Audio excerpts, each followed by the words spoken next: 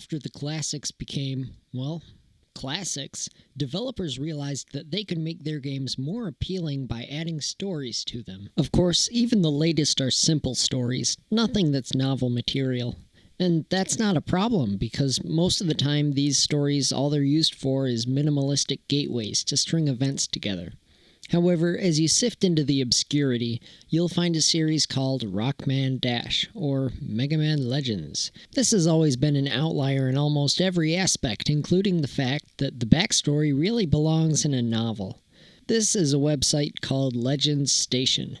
It's a place where everyday people talk about the Mega Man Legends games and all the different things that there are to talk about them. 10 years after they came out, and still around 25 people are logging in every day. These are all fictions, written by members of the Legend Station in attempts to do the backstory justice. So, what exactly makes this story so great that people are writing about it? Well, there's something called archetypes. There are many surprising elements to this story, such as the humanization of the villains. There really is no simple good versus bad, and several very subtle references to history and ideology. However, we are truly creatures of habit, and we enjoy familiarity. Archetypes are those story elements that have become familiar to us, and therefore help any story subconsciously gain quality and appeal. There is one common archetype pattern called the quest archetype, and this story definitely fits that template. It starts out with a mysterious birth. Throughout the story, it's unclear who our main character is.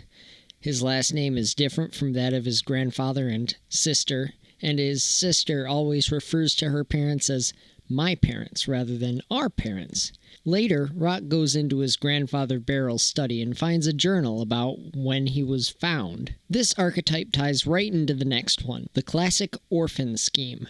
Luke Skywalker, Harry Potter, Matt from House of the Scorpion, Oliver Twist, King Arthur, they're all orphans who don't really know where they came from until later in the story. The next typical theme found in this type of story is the scheduled education of the main character. In Legends, you don't really get that classic training montage, as the story starts well after you're accustomed to the way of battle.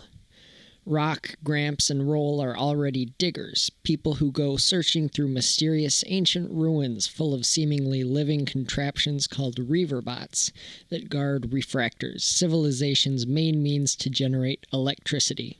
However, Rock does go through a little training at the beginning, and it is clear that until he and the family crashes on Cadillac's Island, he's only ever explored the smaller, remote ruins at sea. He's never really been a part of any community, and this seclusion idea is generally a part of archetypal training or coming-of-age events. The biggest, most important part of any archetypal quest story is the perilous journey. Rock is asked to explore the ruins on the island in hopes of finding something that may explain the prophesized disaster or help them to rid the island of the pirates that are attempting to find a legendary treasure. Let's take a look at the standard perilous journey checklist. Does it take place far from the character's home? Check. This story uses the crashed on a remote island excuse for that. Meets with several enemies on the way? Legends tops most other quests in that aspect, throwing multitudes of worthy enemies at Rock throughout the entire journey. Has a guide or friendly teacher? Yup, Rock has a friend Monkey, who is wiser than anyone really knows and helps Rock throughout his adventure. Lastly, these perilous journeys usually have some sort of great or legendary weapon that helps the main character out. As a video game, this is sort of a must anyways. However, if the story were in novel form, I'm sure this archetype would definitely stay intact. Near the end of most stories, quest or not, there is a critical battle, and therefore it's no surprise to find one in this story. The writers of the Legends story did a really good job at making the crucial battle really crucial. Rock journeys to the deepest realms of the largest ruin and accidentally awakens Juno, who realizes that the population of people on the island is larger than it should be by ancient decree, and assumes that he was awoken to purge the carbons that have overpropagated. So Rock is trapped and helpless while the island's population quickly nears their eternal doom.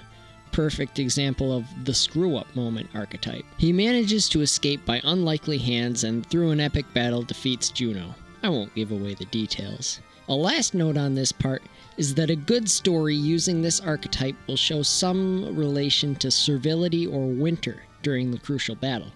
It's not exactly snowing here, but hey, everything's white. Lastly, there is the return home. Rock is welcomed by all the islanders, now knows a bit more about where he came from his escapade with Juno, and has rescued the islanders from sure destruction. Mission complete! The second installment of the story is absolutely jam-packed with more adventure archetypes, but I'm really out of time, so I suggest you find a fan fiction or play the game yourself.